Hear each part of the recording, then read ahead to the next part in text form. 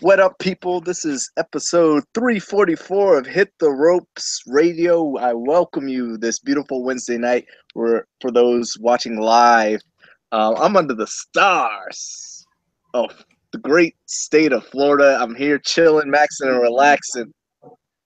And I'm joined by my co-host, the Big Mac, the man of many nicknames, Courtney McIntosh. What up? What's up, man? I gotta cut my radio down, man. Hold up. I'm having issues. I'm having technical issues. We started at 10:45, a little bit later, and I got 52 windows open. Oh boy. And it was ringing in my ear. But I'm clear now. We can continue on. We can pretend like this is a professional podcast and talk some professional wrestling. Man, there's a lot of news and notes to get into. We'll talk Great Balls of Fire tonight. Raw. Smackdown Live, some gossip. We'll even talk some TNA or what is it? Global Force Wrestling Federation of the World. GFW. We'll talk some GFW here tonight. But let's get it out of the way. I feel there's a elephant in the room, although I'm outside chilling, maxing, and relaxing. There's a whole weird situation. We usually don't talk too much about the gossip, but we're gonna go ahead and get up in it tonight, like gossip. Like some 13-year-old schoolgirls. We're about to jump into this Paige Alberto Del Rio saga that is going on currently. That's been a big hamper on Global Force Wrestling because Alberto Del Rio is their champion, their unified champion at that, the flagship of their program. And for those who are not abreast of the situation, don't know what's going on, apparently Alberto Del Rio and Paige, who formerly of the WWE, I guess she's still with the WWE, they got into a little bit of an altercation at the airport, and it was reported by either the TMZ or the Sheet, one of the two, that there was an altercation, but the details were sketchy, Courtney. We didn't know quite what was going on. At first, it was reported that there was a domestic violence. So when you think domestic violence, you think spouse, something going on with the spouse, is some kind of physical violence between spouse. Paige tried to refute this situation shortly after, saying that that there was a problem at the airport, but there was because some annoying fan, just wouldn't take no for an answer and kept harassing them. Well, the situation started getting more and more complicated. The audio tapes for 911 were leaked. Paige had said that they called the police, and it turns out yes they did, but because there was an altercation between Alberto Del Rio and Paige, unlike the story she tried to twist, that there was a fan, and apparently Paige threw a drink at him, and the brothers got involved. Did you see that? How the brothers were taking to Facebook in Paige's defense in a scary kind of situation, a cry for help. Did you see that? I saw a little bit of it. And I did hear a little bit. I didn't hear the whole audio.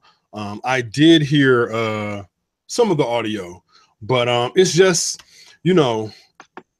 I can see why WWE had reservations and had an issue with them being together, because from everything you hear, man, it is a pretty toxic relationship, man. I don't know, man. Sometimes people try to make it work. People try to make it work in relationships all the time.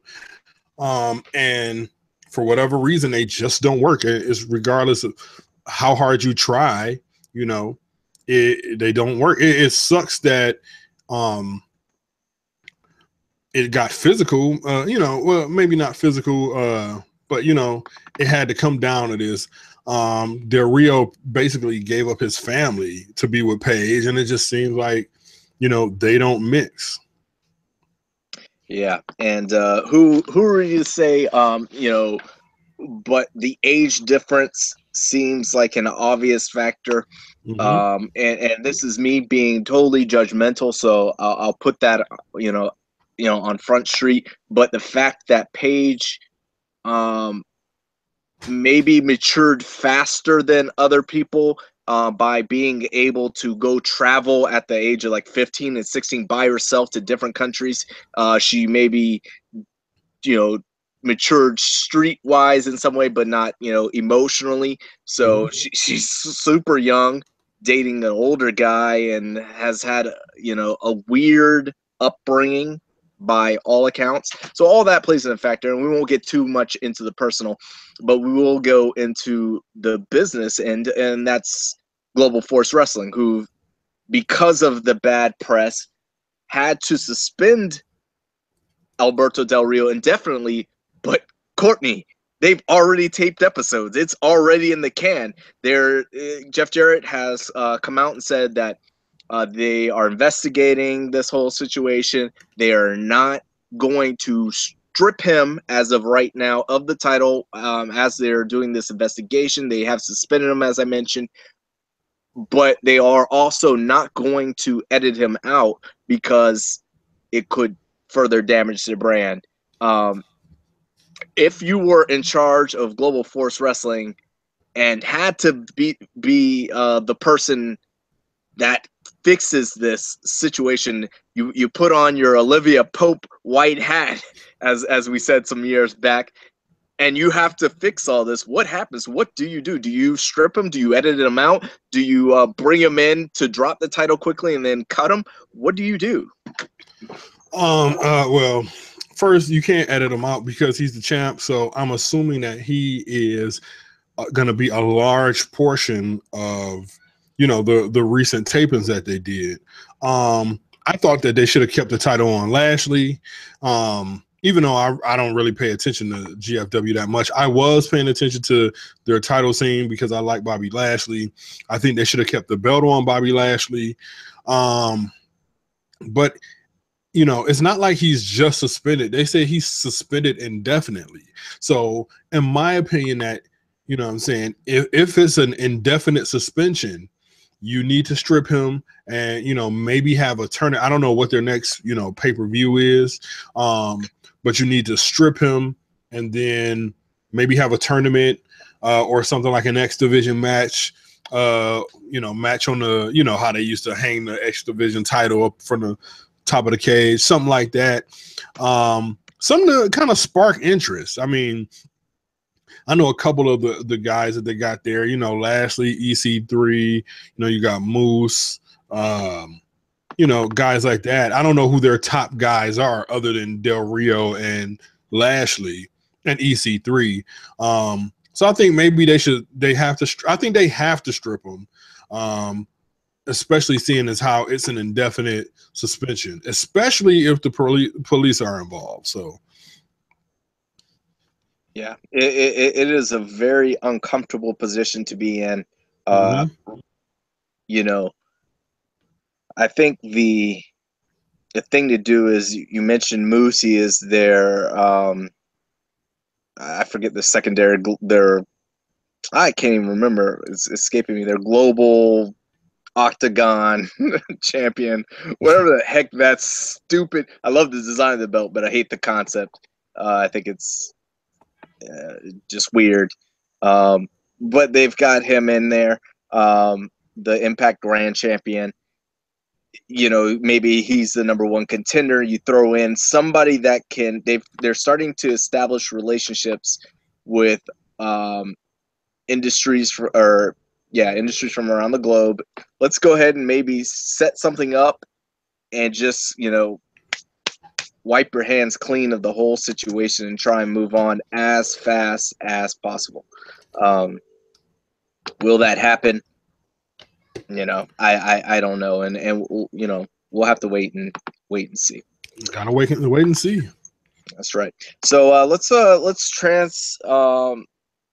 ahead and transfer from that weird, awkward, or transition rather, from that weird, awkward thing they got down at Tennessee to New York and talk about a little bit of the Great Balls of Fire. Now, I myself did not see Great Balls of Fire. I was on a silent protest, Courtney. I cannot find myself ordering, quote unquote, a pay-per-view called Great Balls of Fire. But are you seriously protesting it because of the name? I protested. So they did not get my $9.99 this month, and I'm sure Triple H is going to get on the phone and call me and ask what can he do to fix this situation. What's the remedy? But apparently, for those who did watch it, it was one of the better pay-per-views of the year. What say you, Courtney? Okay, well, first of all, I didn't watch the entire thing live. I had to work, so I got home just in time to catch the main event. The epic, that was even though the match went like 8 minutes, I was really annoyed by the ending. Samoa Joe, man, like what happened? I missed it. Maybe somebody else missed it as well. I heard it was a great match, weird finish. It was a great match. Joe controlled the match, the entire match, until Brock was able to get a couple. I think he got like 6 or 7 suplexes on him. But then Joe was choking him out, and Brock was over by the ropes. Then Brock just stood up and hit him with an F5, and it was over. And it was just like, really? He's not going to kick out of one F5? So I didn't like how it ended, but Samoa Joe looked tough, and I loved Samoa Joe and on Raw this week. But before we get to Raw, then my kids started watching it this morning from the beginning, and it was that kid, or maybe that kid. Yes, it was that. It was 2 suplexes. Oh my! It wasn't 2 suplexes. Yeah, it was. We watched the whole match. He only hit 2. He hit 6. Why am I talking to y'all? Get on. Oh, yeah, more than Sorry. What is going on? My kids are trying to. Hijack the show. Your kids like the Chicago crowd right now. Yes, they are. They are the true definition of the Chicago crowd right now. From what most people from most of the reaction I saw on Twitter, it was the best pay-per-view of the year. And that's kind of saying a lot, because before this past week's pay-per-view, I thought Mommy, did I take my medicine? Hey. Sorry. Not Battleground, because that's the next Smackdown pay-per-view. What was the last Smackdown pay-per-view? Good question. Yeah, but whatever it was, that was my favorite pay-per-view of the year, followed by WrestleMania. But and I've only watched 3 matches off of Great Balls of Fire, and they were great. I should say 4, because I saw the ambulance match on YouTube. So every match I saw was pretty good. Seth Rollins, Bray Wyatt, even though I don't really care about their feud, they had a really good match. The tag team match was really good. I loved how brutal the ambulance match was. And like I said, I love the fact that they let Samoa Joe come out and control pretty much the entire match. But I mean, and like I said, I didn't like the ending. I thought the ending was cheap, but all in all, from the matches that I watched, it was a pretty good show. All right, fair enough. And Joe, as you mentioned, looked strong the following night. He was strong until that F5, as you are describing it to me, so as it sounds. So where's this going to lead? We've seen a lot of contenders are coming up and popping up on Raw to possibly, we won't get that immediate rematch. And that's okay, because if they throw in these extra contenders, and the anticipation builds, it could be a great thing, or Joe could get left in the dust real quick. Now, the match only lasted 6 minutes at Great Balls of Fire, and I believe you said it was a great match. Now, tell me, I got to know this, Courtney. How come y'all said, I don't know if it was you, Stokester, I believe, is popping up in my brain. Oh, it was Stokes. It was Stokes. I loved that Goldberg Lesnar match. Okay, you knew where I was loved going. It wasn't me. Yeah, I knew where you were going. It was Stokes, 100% all the way. And I think Shane was down with was on that same boat too. They are saying, for those who didn't hear the episode, that because the match didn't last 10 minutes or longer, it could not be a great match. Well, I beg to differ. Courtney begged to differ. And then apparently a match only going 6 minutes with Samoa Joe. Very solid match, not only from Courtney, but from around the web. I did see that on Twitter, although there was some complaints on the ending. But, they're trying to keep people on their toes. They're trying to surprise and shock and get you to tune in Monday night. And that's how they do it. That weird kind of funky ending. So it's all good, and we move on to Raw. Yeah. So I mean, I think the entire thing is going to lead to a fatal 4-way match at SummerSlam. That's just my opinion, and that seems to be the opinion of a lot of people. I agree, and it'll be interesting to see that come in with the cast that they're throwing out there, and who will reign supreme. If it goes to a 4-way dance, that's a way to get the belt off of Brock, possibly without Brock ever losing the match, and set him up to be a contender down the line. So we're a little early for predictions, but if they go into a 4-way dance, I think it's going to be a hard time for Brock to come out of that and remain champion. Yeah. So also another thing from the pay-per-view, was this finally the heel turn, the Roman Reigns heel turn we've all been waiting for? That's a good question. Some were saying that it was a double turn to face Braun Strowman and the heel Roman Reigns. It's so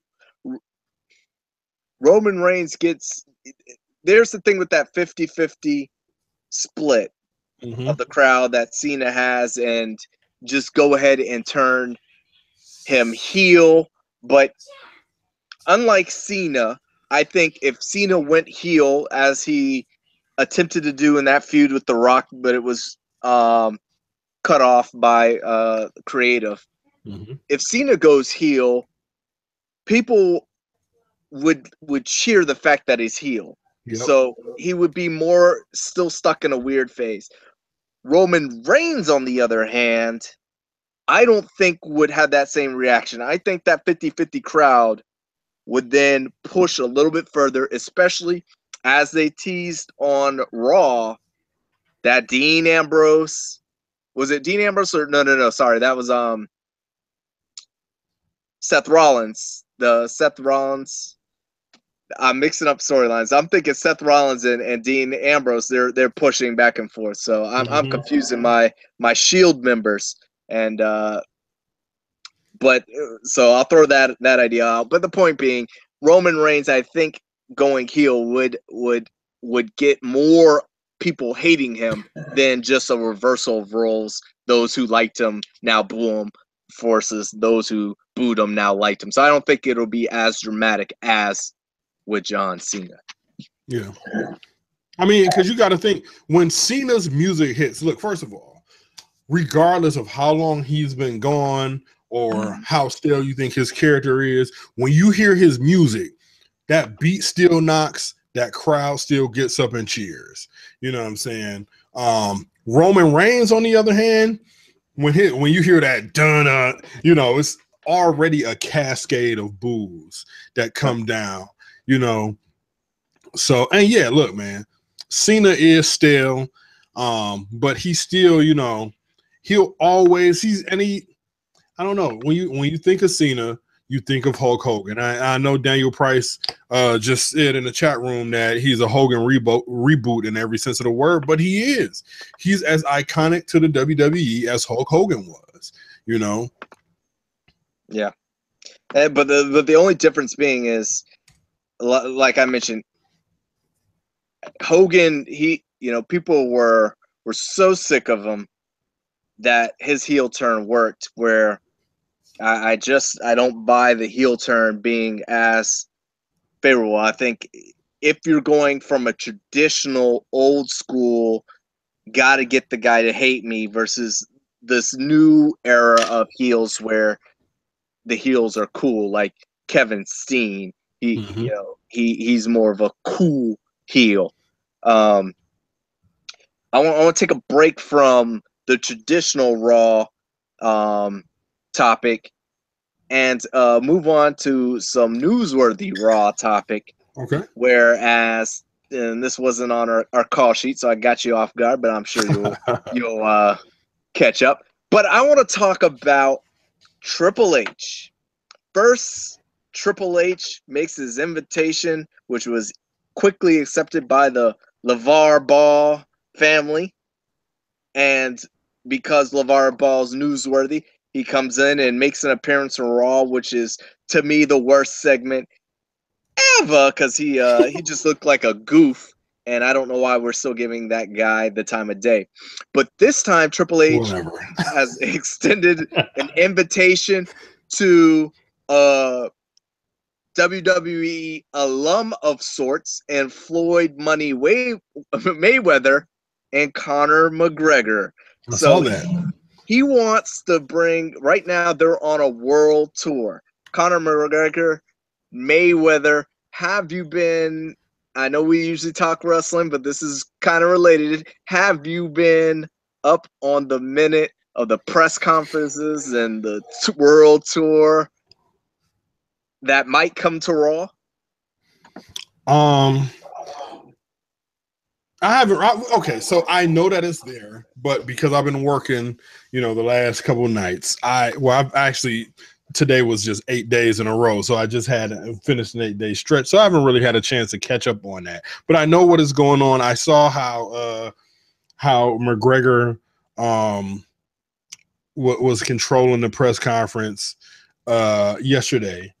I don't know, man. It'll bring in viewers. I don't know what else it will bring to Raw.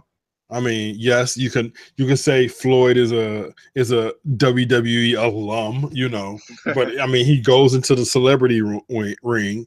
But I mean, I don't, okay, I'm not a boxing purist, all right? So I really don't care about the fight. I think the fight is good because the UFC has seen some drop off when it comes to fans, and we know the state that boxing is in right now. So, I don't mind the fight. I actually think it'll do some good for both sports, but I just don't see, a purpose for them to be on Raw. Now, Lonzo Ball, it was a purpose of him being on Raw. You know what I'm saying? It was to pander to the LA crowd. He was the second round pick. He's looked at as the franchise savior. But what Mayweather and McGregor have nothing to do with what's going on Raw at all. We don't have any, boxing angles or anything like that. I mean, look, Conor McGregor would probably become one of the most charismatic guys on the show, but then you probably get Curtis Axel throwing some hate, you know what I'm saying? But I just don't see a purpose for them to show up on Raw. Yeah, I know H threw the invitation out, but why? Well, why is because I think it's an ego thing. I think he likes having Money Mayweather associated with the WWE. I guess he's a boxing fan. Well, he's a big time UFC fan. No, Triple H is not a big time UFC fan. He's the opposite of a big time. He's been quoted as doesn't get it. Really? Yeah. But I think he is I think he's into boxing though, Okay. or at least more so for sure than the WWE. I mean, excuse me, the UFC.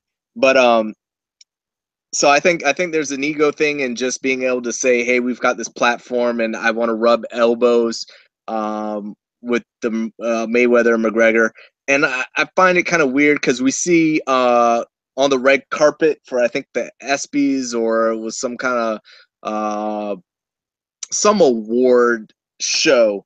Stephanie McMahon rubbing elbows with Ronda Rousey, formerly of the UFC, and they like being in that atmosphere with the proven fighters. I think that's some kind of weird ego fetish thing for the McMahon. So I think that's why they do it. Will it bring in a bunch of people? Probably not. Will it hit on SportsCenter and Fox Sports 1? Definitely. They'll get some hits there. So they'll get a little bit more exposure. But this is close to the fight, and they're already on this world tour. They're going London, Toronto, New York, LA. So I don't think they'll add another city to the stop, but we never know. We shall see. So let's got a lot to talk about. I probably want to jump around a little bit, just conversation wise, whatever flows. I'm a little excited because we've been asking for this event to take place for about a year. There needed to be a resurgence in the women's division. I've complained personally, outside of the Fatal Four, the Four Horsewomen, whatever you want to call them, there need to be something switched up, some parity. There needs, something had to happen, and it's going to happen in like 2 days. They're having a 2-day tournament. They're calling it the Mae Young Classic, where they're going to have 32 different ladies competing. I don't know if there's a contract at the end of this thing.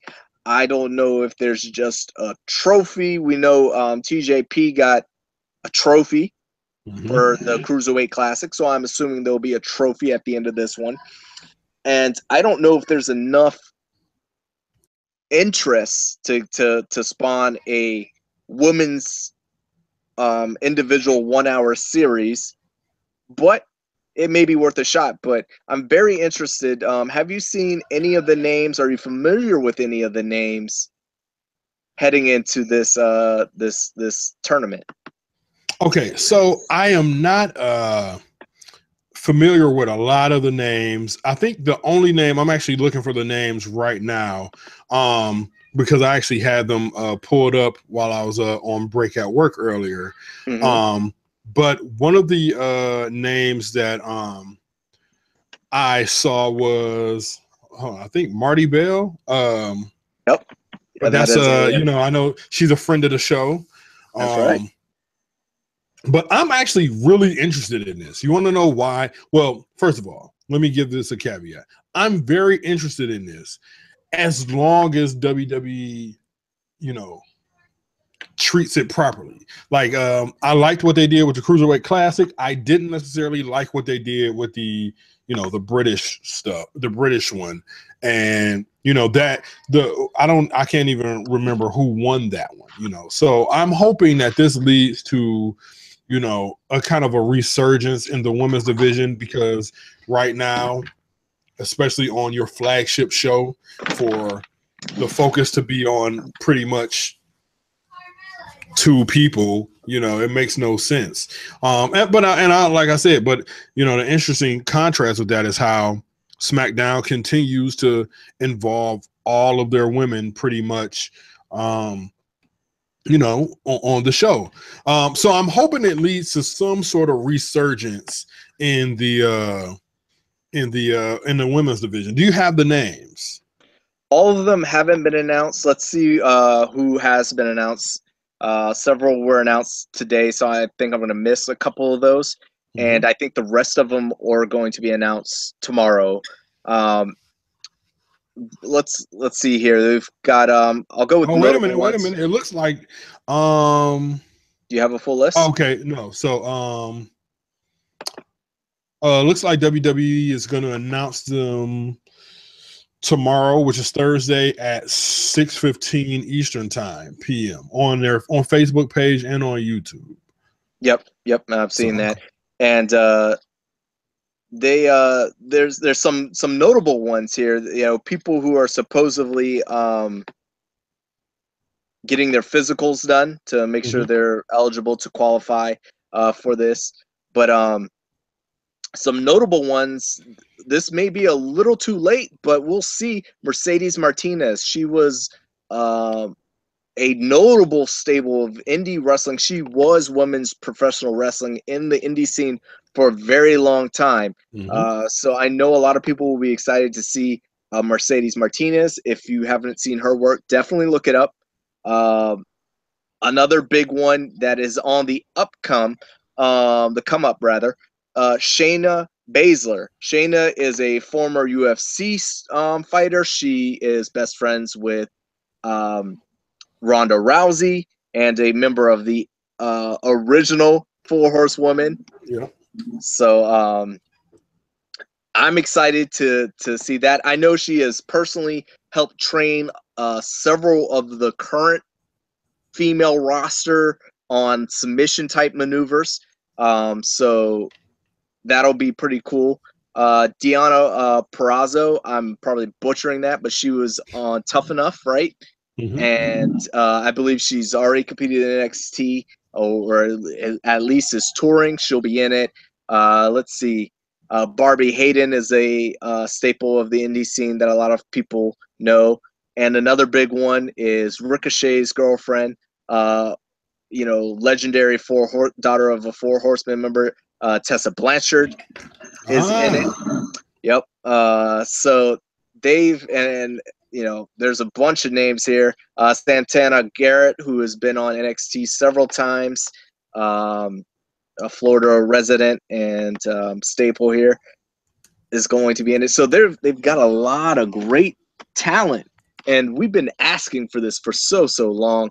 And man, it's gonna be a beautiful thing. So I'm looking forward to this. I might have to renew my canceled subscription to the WWE Network. My protest from Great Balls of Fire is over, and get up on this pay-per-view. So, and I think they've got a Lunger Blaze going to be announcing. That was announced today. Yes. Medusa.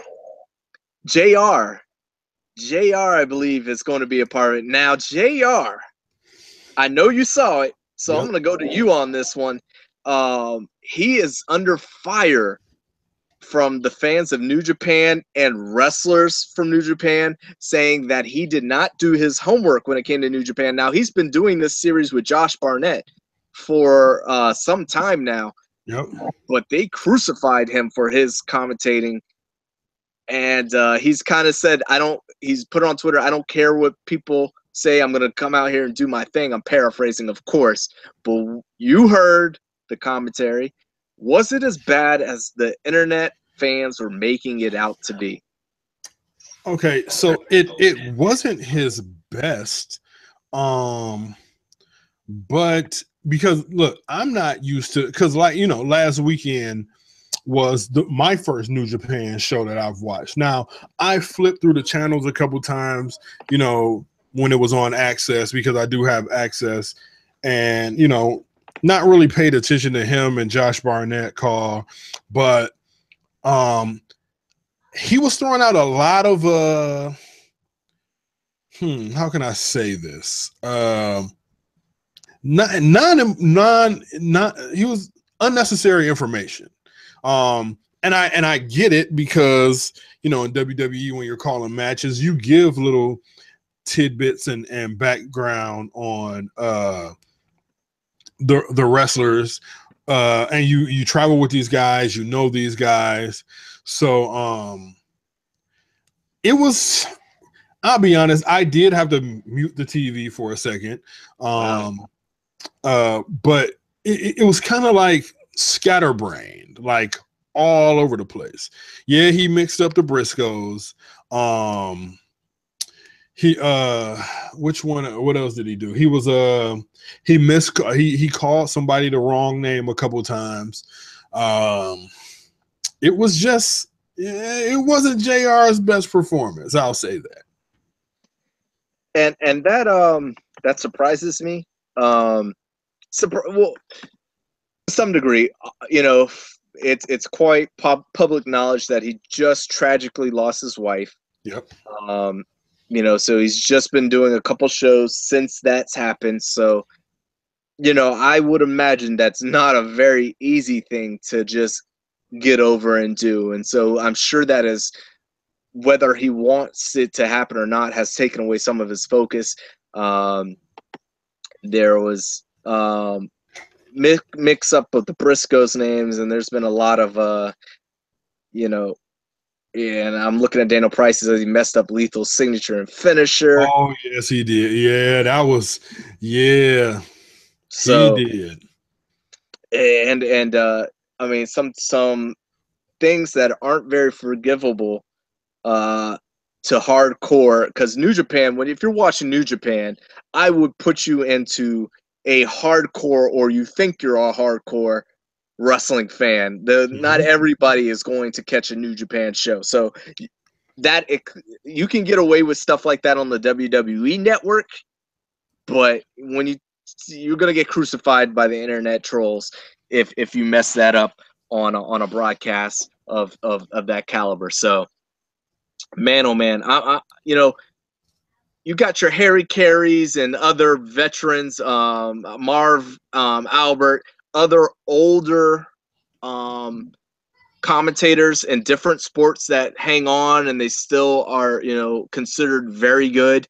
And I've always kind of questioned why the WWE, I know because the WWE's commentators probably get more face time, literally, than other organizations, but why they are so quick to shelve older commentators when others can perform at a high level, you know, into their 60s, into their 70s. So it's, you know, I was always a defender of Jim Ross and his commentating and being able to do so despite being older. And I don't think age has that much to do because of those examples. But it is hard to hear that a legend is falling at the rate that he is. So, but we'll see. I think this is a redemption opportunity for him. I think a lot of just like I mentioned, maybe not as hardcore folks tuning into the New Japan that will be tuning into the women's, but I think women's only pay-per-view will have a you know, special kind of audience. So this will be a rebuilding of sorts for him, I think, which is kind of weird to say about a Hall of Famer. But we shall see. So you know what, and because I'm, you know, I told you guys that I'm trying to expand my wrestling horizons, and I'm trying to really get into New Japan. I'm really close to ordering, you know, New Japan World, and I don't know, man. I'm kind of nervous about, you know, how am I gonna you know, jump into that. So I think you'll be fine. I used to back in the day, what was it?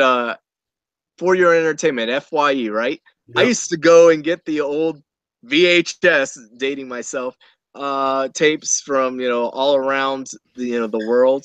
They used to have some, you know, Japanese ones, and I would just watch it. A lot of them were like the best of, like Hayabusa, best of Hayabusa. That was one that, you know, I probably wore the bricks out of that one. But you can jump in, is my point, and catch on. So I think you'll be just fine, because I did it from, you know, tape to tape to tape and started to learn these people back then.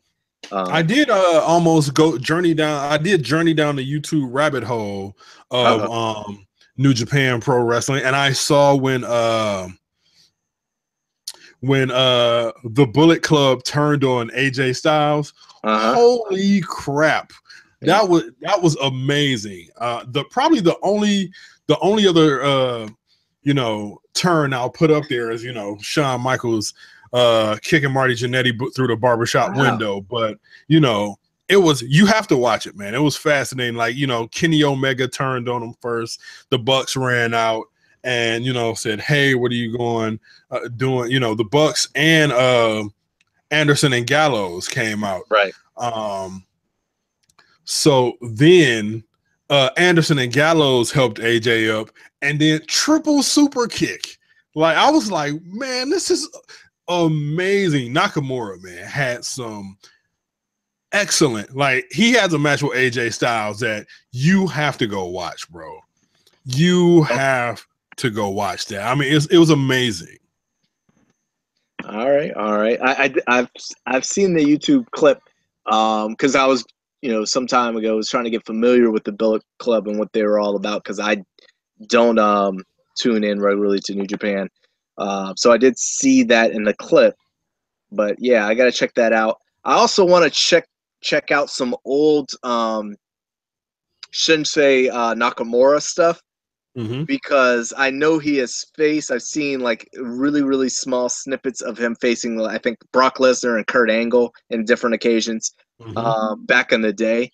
I'm not like a big, like, oh my God, what do they call him? The movie star or the rock star, whatever. Okay. I'm not, I love when I forget his name, Lee, whatever, hops on that violin for him and plays that in the intro. I loved his intro. Ooh, boy, that dude kills it on the violin. When he comes out to that, every time when he comes out to that violin, it's crazy. It's awesome. It's awesome. So I love his entrance. I think he's all right. I get the mannerisms, but I don't think he's like the, you know, Stone Cold or The Rock, or, you know, I'm not elevating him to that level, but I do want to go back and watch some of his earlier stuff and just kind of see his evolution from then to now. Because you know, his match with Sami Zayn at that takeover, woo boy, yep. that is one of the best matches in recent wrestling. I would say wrestling history. I think it was that good. So man. So while we're on the topic of New Japan, you know, I said I hit you with you know, I want to talk my favorite match of all time. I want to say not only is this my favorite match of all time, but it's probably the best wrestling match I've ever seen in my entire life. And if you were up on my Twitter, I said that about I posted what it was last weekend. But I watched Omega Okada 1 last Saturday. Oh my God. Is this the legendary 6-star match? Yes, from January. Yes. Their first match. That match was freaking incredible. Like, I have never seen a match better. I've never seen a match with the highs and lows that one had. I mean, it puts like some of the best WWE matches that you've seen to shame. And the fact that these guys did it for an entire hour. Like, I mean, incredible, best match I've ever seen. And I'm still trying to find Omega Okada 2, because, you know, that one was 45 minutes and it actually ended not in a draw, but, you know, a no contest because the time expired. But man, that was the best. I mean, I am very comfortable with saying that's the best match I've ever seen in my entire life. And I've been watching wrestling for almost 30 years, and that is the best match, hands down, that I've seen in my entire life. So if you haven't seen it, check it out. Omega Okada #1 from January. You won't be disappointed. I'll definitely have to check it out. I've heard the hype, and it'll be interesting to see, because I don't have that emotional connection. I think helps build up matches. Obviously, you know, seeing it cold and seeing if it lives up to the hype in that respect will be a great test. So yeah, I'm excited to see. I've been iffy on Kenny Omega. I haven't seen a lot of his stuff. So I'll be coming in with a little skepticism, I would say. So I will watch it. I'll let you know if it has wooed me over. He's really good. He's that good, is he?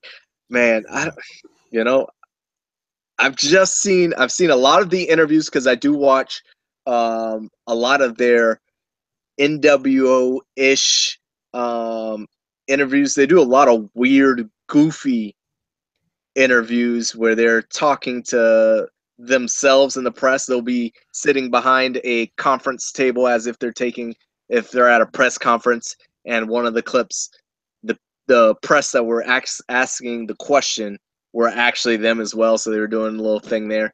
I've seen the it's more like a press conference, and I don't mind that. I actually think that's pretty cool. Like when Cody Rhodes interrupted Okada's press conference and spit the beer in his face. No, not that one, not one. But did you see the one where like Cody Rhodes would ask Cody Rhodes a question? No. Like, oh yeah. See, they were asking him questions, but they were asking is very tongue in cheek. So they were doing things that questions they get on Twitter that annoy them. So the Young Bucks would be in where the press sit, and as press, the Young Bucks would ask the Young Bucks so why do you feel you need to do 22 super kicks in a row? Don't you think you're ruining wrestling? And then they'll cut to them who are as the Young Bucks answering themselves, and they said, next question. Shush, you don't know what you're. And they would go back and forth, and Cody Rhodes would ask Cody Rhodes, and Omega would ask Omega, things of that nature. So they're trying to flip the script and do a different style of promo in the form of a press conference. So it's kind of interesting, kind of hokey. So I've seen a lot of those, but as far as actual in-ring performances, I have not. So I need to educate myself. And they also, the Elite, the Elite is Kenny Omega, Cody Rhodes, and the Young Bucks. And they actually have their own YouTube channel. And it's pretty much, the four of them and just talking trash. They're basically like commercials. Like they filmed before the last week's show, they filmed like a 9-minute commercial basically hyping up Cody. You know what I'm saying? His match with Okada was really good too. But not as good as Omega's. And it was funny because I was watching the two of them, and you could tell that Cody he was still working a little WWE-ish as far as not like stiff and robotic, but then as the match went further on, it's like he was matching Okada's pace. But it was a really good match. It was, like I said, it didn't come close to Omega Okada 1, but it was really good, man. I really like Cody. Okay. Let's go. Okay, finish your thing, and I want to get on to Cody. Okay. Oh yeah. Just one more thing about the Bullet Club. The Young Bucks do not ruin wrestling. The Young Bucks are the best tag team in wrestling. You kill me. And I probably stated this early on. When they first jumped on the scene, I'm talking before TNA, before ROH, I was a high supporter of the Bucks. Were they the Young Bucks back then? Because I know once they got to TNA, they were Generation Me. Yeah. They were. And I wrote an article on BleacherReport.com, so you can go and find how making the reference they were the new Hardy Boys, because that's obviously who they emulated at that time and inspired to be like. And I was, give these guys a chance and yada, yada, yada. But I don't know. It just seems like this may be the old man in me. But I'm okay with the new style, the Ricochet versus the Will Ospreay style. I think you have to evolve. Going back on the WWE Network, I can't watch a headlock for 10 minutes. Okay, so Yeah, let me say that up front. But they take it to a whole nother level. It's like, okay, I'm gonna tune in. I love me a good comedy. I love sitting and watching a comedy, but the Young Bucks are the scary movies of comedy. You know what I'm saying? I'm the, oh no, they're not. They are scary movie number 33 of professional wrestling. They just take it to the extreme because they know they are being criticized. They want to go overboard with it. I get it. I get what they're doing. I understand it. But do I appreciate it? Probably not. They think they've changed the landscape of professional wrestling. Not so much. I mean, okay, so I take issue to a comment Daniel Price just put in the chat room.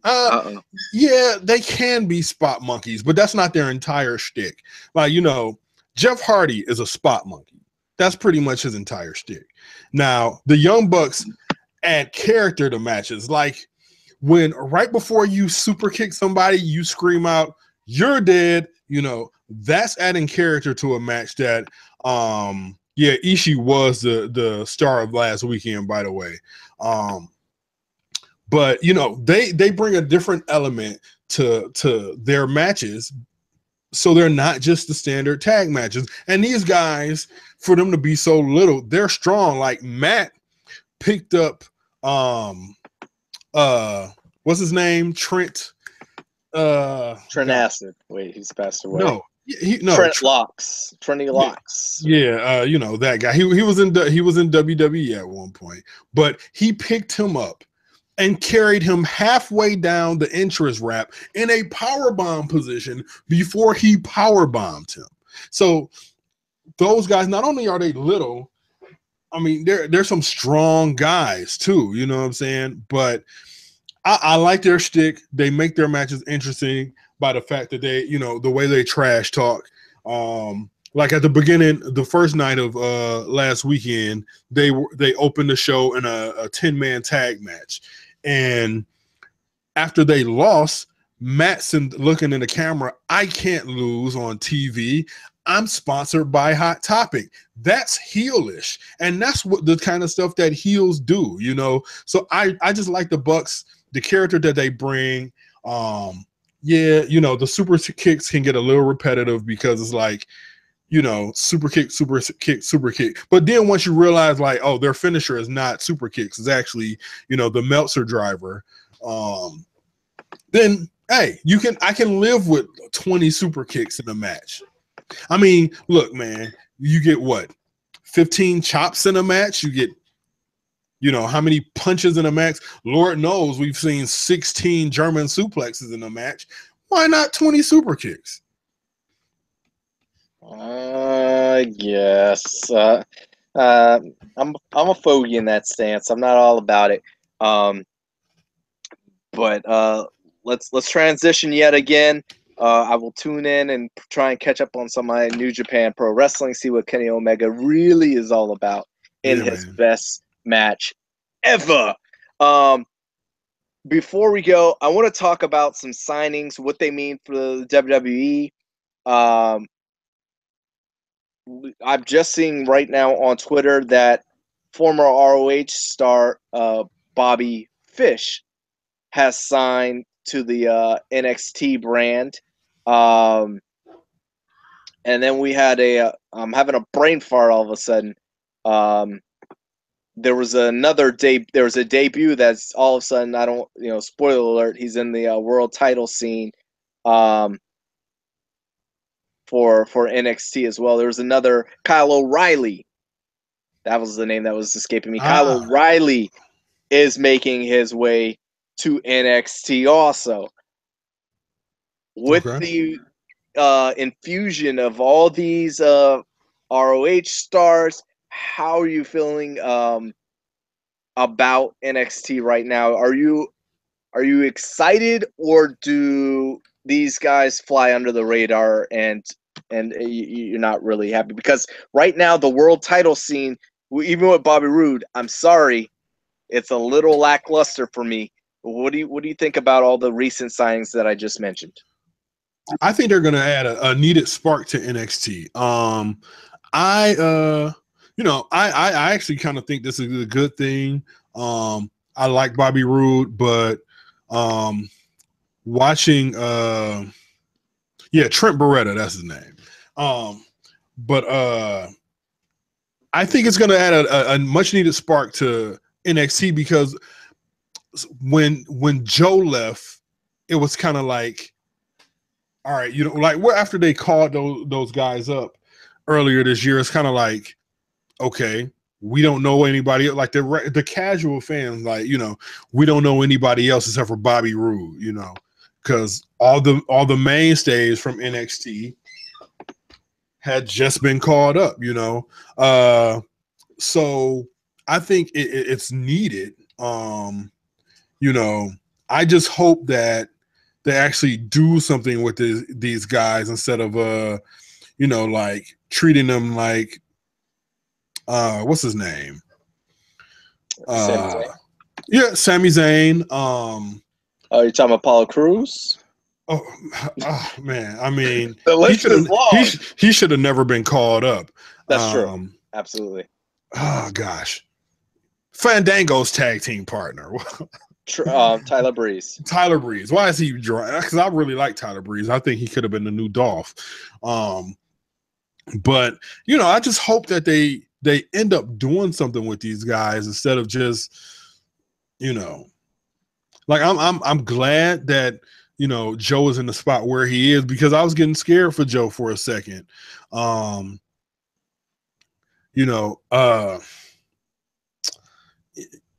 It's tough, man. But like I said, it's not tough. It's gonna be, I think it's gonna be really good for NXT to kind of like energize their heavyweight scene. I really like their tag team champs, Authors of Pain. Those guys are monsters. But other than that, I don't really watch NXT for anybody else really. And hopefully, I don't know if Ember Moon is back. But I'm looking forward to her coming back, and I don't know if she's going to dethrone Asuka, because from what I've read, they want to keep her on that Goldberg streak. Right. So and they yeah, they do need to. I'm really just interested. I'm interested in Asuka coming up as the NXT Women's Champion, and then winning the Smackdown or Raw women's title, so she can have both. Yeah. So I would love that to happen. I bet the WWE drops the ball, but we'll see. Yep. I'm looking at the roster on NXT, and I see a lot of names that were big in the indies, but they will really need a awesome storyline for them to become big players on the main roster. That's how I'm currently viewing their names. I'm going to give you a name, and you tell me which of these guys will, when they make their main roster debut, will have the biggest impact. We've got Aleister Black.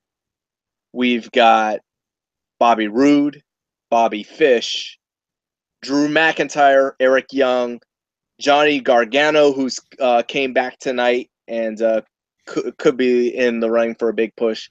Cassius Ono. Let's see if we got any more that really are really strong or should be strong. Tommaso Ciampa, maybe small, but we'll see. Any of those guys jump? Hideo Itami still down there. Any of those guys, do you think has the ability, given the right storyline, to be amazing? Gargano and Ciampa, of course, because look, man, those guys can really, really wrestle. I've never heard of Bobby Fish before. You just mention him, and also Drew McIntyre. I would say Hideo Itami, but I mean, he hasn't shown that he can stay healthy.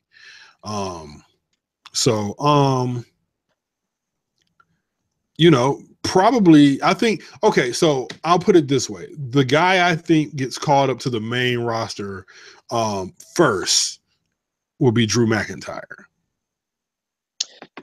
Maybe. I think he, like everybody, his goal, he said he returned to get that NXT title. So I think, I don't know if they entrust him to do that, but I think he might get a Olympia loan. And we forgot Roderick Strong. He's in there, but he's very generic to me. I see him going a similar path as Daniel Bryan, but Daniel Bryan got the blessing of being cut and getting the internet behind him. And plus, Daniel Bryan was a bigger star coming in anyway. So, but man, I would probably see Aleister Black as being the guy. He's got or I put in the chat room, he kind of has an aura like CM Punk to me. Just his mannerism, something about it. That's the persona I feel from him, and I think he will do great things both in NXT if he's there long enough, and when he gets called up to the main roster. He's got a awesome move set, and if you guys haven't tuned in to him, please keep your eye on him. I think he'll be the next big thing. But our time is we're winding into. Also, wait a minute. Well, I got to throw one more guy out there because my boy Jerry's favorite wrestler on NXT, Velveteen Dream. What do you think about him? Oh Lord. I mean, really? We've seen this style of character. I hope I'm okay to say a style of character like that. In Orlando Jordan, and it was we've seen it done really well with Goldust, but he's mixing this Prince, and I don't know who else is his influence there, but it seems forced to me. It seemed really, really forced. And I know he's trying to find his lane in professional wrestling. He was that cocky guy on Tough Enough. And just being he came out with like red, white, and blue American shorts when he first debuted, and it was really weird. I don't know if he was trying to go for an Apollo Crews, not Apollo Crews, but Apollo Creed, now Xavier Woods type role. And so it was really weird. And now he's trying. It just looks like he went to the thrift store and just found these weird, Prince-like outfits, and I don't get it. It just doesn't speak to me. I don't, I've seen it before, but I've seen it done better is what I'm saying. So where's your thoughts? Are you liking it so far, or I don't know. I haven't seen 1 second of him. Okay. So, it's just, I just want to, I think I'm going to just, sit down and watch a couple NXT shows, just to check, but like I said, man, it's certain guys, like I said, Hideo Itami, man, if he could stay healthy, then I could see him, because look, man, people love Nakamura, but he's not Nakamura, you know what I'm saying? So he lost his thunder when Nakamura, the typical, you can only have one black guy on the scene at one given time. Well, there must be some stigma about Japanese as well. They must fall in, because as soon as Nakamura came on the scene, everybody fell out of love with Hideo Itami, and that's a shame, because he was looking real good until he got injured. The 2-3 times that he got injured. Yeah, that's what I was gonna say. It didn't hurt. It didn't help that he got injured. You know what I'm saying? So, yeah, that's pretty much where I'm at on NXT. It's like that I want to say the last really big, you know, NXT that I watched was the I want to say it was a triple threat match at the NXT Takeover WrestleMania weekend. When Authors of Pain beat the Revival, and I can't even remember who else was in Ciampa and DIY. Yes, DIY. Yeah, they've faded. They've lost their star power. They are trying to infuse all these indie guys, but the thing is, those indie guys aren't as good as the previous crop of indie guys that came in. So they're in a lull, and I'm still confused. Is it a feeder system, or is it its own independent brand that's supposed to be up there with SmackDown and Raw, just, you know, not on network TV? I'm confused of what they're trying to do, because if it's not a feeder system, then you've got to keep these guys around. You've got to bring other talent in. If it is a feeder system, then their formula is so horrible that, okay, somebody loses a world title and now they're eligible to go up to the main roster, unless you say there's like a champions clause where you can't leave unless if you have a title, but that's so handicapping of everything. So I don't. NXT is confusing to me, but they've got some rebuilding, and maybe the Mae Young Classic will help by sparking something for the ladies. I'm sure some of those will filter into the NXT roster, and they desperately need someone to challenge Asuka, and maybe we can get a superstar, whoever wins that, to be that final challenge before Asuka goes on to the main roster. Yeah.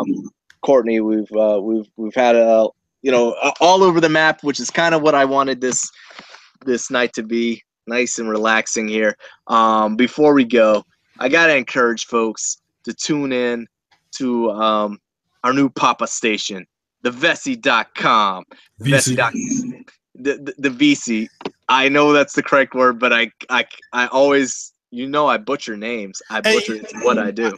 You know why? Because I slipped up and called it that, but it's because it's not two E's. You know what I'm saying? It would be easier for us to see it as VC if it had two E's, but because I had one E, you know what I'm saying? Yeah. The man's name was VC. Yeah. I slip up and say Vessi all the time. But thevc.com is our new home that, in addition to our podcast, the Black Dad Chronicles is on thevc.com. Also, anything in news, sports, entertainment. There's a new football writer. There'll be a new NBA writer, a new movie reviewer. So big things popping on thevc.com. We encourage you to check it out. That is VESEY, thevc.com. Courtney, what do you have for the people? Hey man, go check out Omega Okada 1 at some point this week. If you're a wrestling fan, it'll change your life. That's wow, change. Strong words. All right, so get your life changed, get your life straight. Check out Omega Okada 1. Check out thevc.com. Check us out each and every day on Hit the Ropes on Twitter, and we will check you out next Wednesday. Oh, follow me on Twitter. New Twitter handle, Mr. Courtney Mac. That's Mr. Courtney Mac MAC. All right, Mr. Mac. They will see you next week. They will follow you on Twitter. And until then, good night. Peace.